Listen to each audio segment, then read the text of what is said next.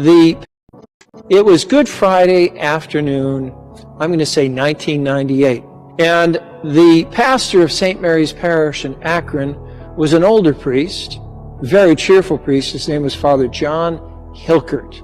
And the only time he would get upset is when he came back from meetings with priests, and the priests were complaining that they didn't get paid enough and they didn't get to retire early enough. It used to drive him crazy, like, why'd you become a priest?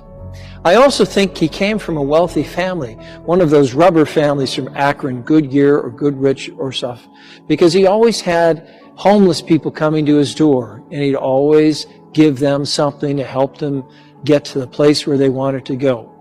Well, he got older, and I knew he had a heart condition. On Good Friday afternoon, I said, let me celebrate the services with you on Good Friday, because they're kind of demanding, exhausting. And at the end of the service, when everything gets shut down, I said, I'm going to go back and hear confessions, because there's a line back there. He said, I'm going back to hear confessions too. He was 80 years old. And I said, you shouldn't do that. Go back to your rectory and take a nap. No, I'm going.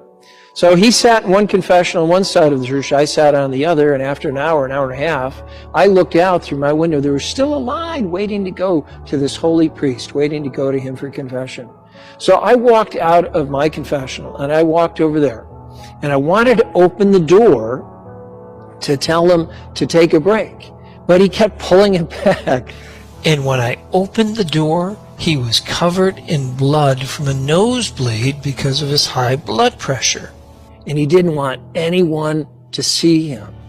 I said, man, that's the kind of priest I want to be, 80 years old, giving to the last ounce of energy and courage to take care of God's people. Where did he get that strength and that generosity? Because he worshiped Jesus in the Holy Eucharist. He celebrated Mass every day. He made sure every parishioner in his diocese got the anointing of the sick, or confession, or the viaticum, which is your last communion.